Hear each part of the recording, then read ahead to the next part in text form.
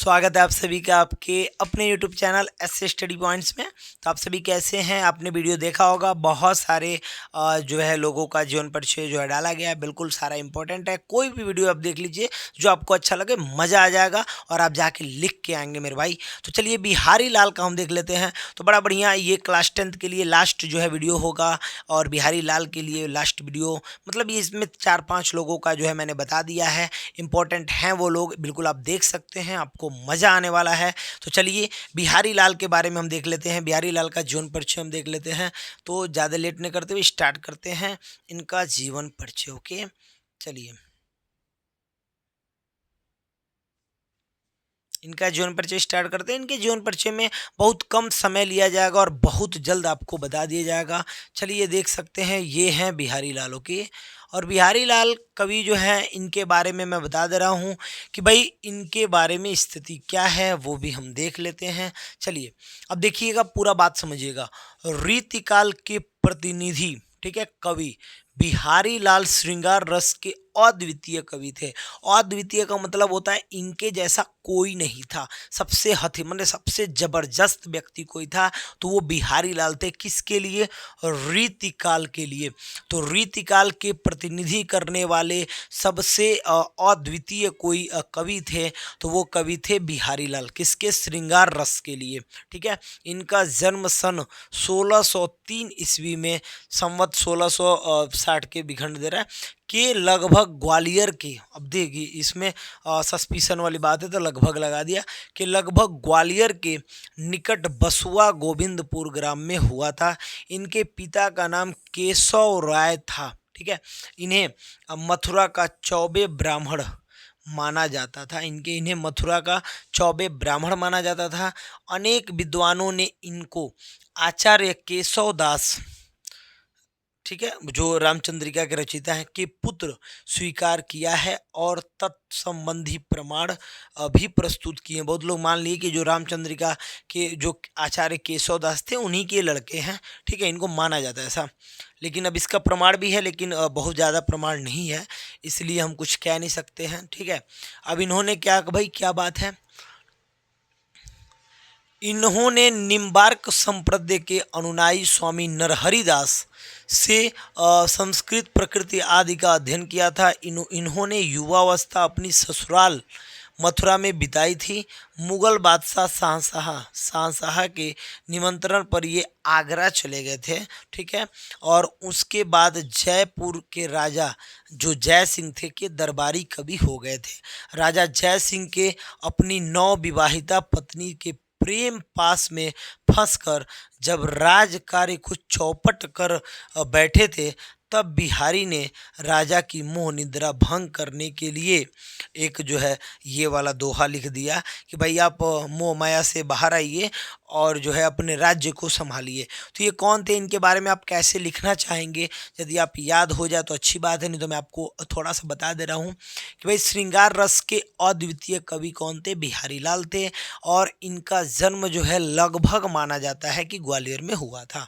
ठीक है, और कुछ लोग मानते हैं कि ये केशव दास जो चंद्रिका के, रामचंद्रिका के संपादक रहे, उनके लड़के हैं। और उन्होंने कुछ विशेषज्ञों ने उनका प्रमाण भी दिया कि ये प्रमाण भी है। और कुछ दिन बाद ये अपनी इनका भी जो है क्या हुआ, कुछ दिन बाद ये युवावस्था में अपनी ससुराल में ही रहे पूरा।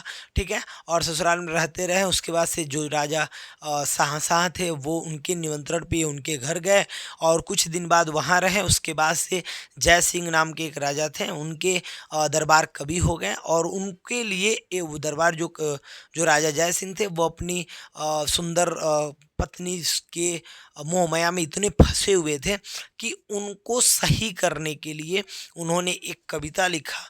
और ये कविता है, नहीं पराग नहीं मधुर मधु, मधुर मधु नहीं बिकाऊ इतिका यही काल, अली कली हो सौ बांधियो अगे कौने हवाल। मतलब कहने का मतलब है कि अभी भी सुधर जाइए, ना तो सब कुछ आपका ख़त्म हो जाएगा, कुछ बचेगा नहीं। ये तो लड़की तो जो रहेगी, लेकिन और जब सब कुछ चला जाएगा तो झक मारिएगा। ठीक है, ये पूरा चीज़ उन्होंने कहा उनके लिए। और उसके बाद से आप देख सकते हैं, मैं फिर से बताऊं भाई कि अब देखिए इस दोहे को पढ़कर राजा की आंखें खुल गई। वे पुनः अपने कर्तव्य पद पे आ गए कि बाप रे बाप, मोह माया त्यागो, अपने लाइन पे आओ नहीं तो राजा से रंग हो जाएंगे, पता नहीं चलेगा। इन्होंने बढ़िया बात उनको समझाया जो है, ठीक है। और असर अग्रसर हो गए। राजा और जय सिंह की प्रेरणा पाकर बिहारी सुंदर सुंदर दोहों की, अब इन्होंने जब अपना सुंदर सुंदर दोहा मतलब बताया, अब ये और भी सुंदर सुंदर दोहा जो है रचना करने लगे, रचना करते थे और पुरस्कार रूप स्वरूप प्रत्येक दोहे पर एक स्वर्ण मुद्रा प्राप्त करने लगे।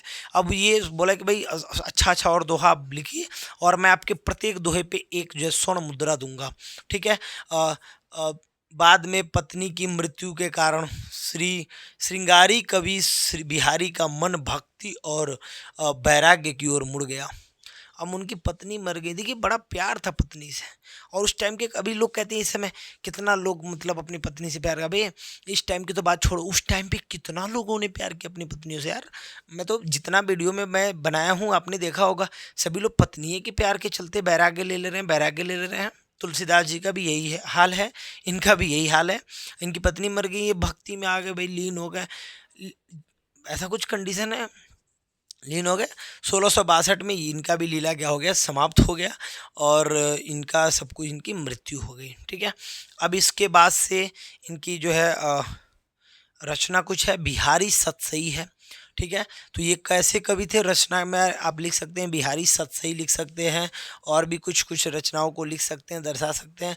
साहित्य में स्थान लिखना हो तो यही लिखिएगा कि भाई रीतिकाल के अद्वितीय तथा श्रृंगार रस के अद्वितीय कवि थे, इनके जैसा कोई नहीं था, ठीक है। देखिए वही लिखा भी गया, रीतिकालीन कवि बिहारी अपने ढंग से अद्वितीय कवि थे, वही लिखा भी जा रहा है, ठीक है।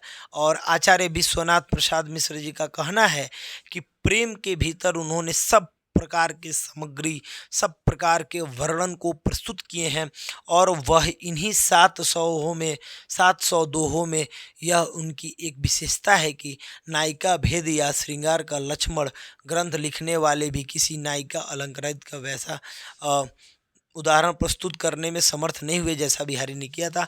मतलब ये जो है जो उदाहरण देते थे वो भी इतना जीविक उदाहरण होता था, और इतना मतलब क्या बोलते हैं कि जैविक होता था, इतना सजीव लगता था उदाहरण इनका। तो उदाहरण भी इन्होंने बहुत अच्छे से दिया, टोटल उदाहरण इन्होंने अच्छे से दिया, टोटल बातें अच्छे से बताई, इसलिए इनको अद्वितीय कवि कहा जाता है। इन सब बातों को आप जब उसमें लिख दीजिएगा पेपर कॉपी में, तो साहित्य में स्थान भी फाइनल हो जाएगा। मैं बोला हूँ अभी कि साहित्य में स्थान कैसे लिखा जाता है, तो जो आप परिचय में लिखे होते हैं, जीवन परिचय में, उसी में का सुंदर सुंदर बात पकड़ के लाके और साहित्य में स्थान में पेस्ट कर दीजिए, हो गया ख़त्म कहानी, कोई दिक्कत नहीं है। अच्छे से याद कर लीजिएगा और बताइएगा वीडियो कैसा लग रहा है। अच्छा लग रहा हो तो प्लीज़ वीडियो को लाइक ज़रूर कर दीजिएगा। Okay bye.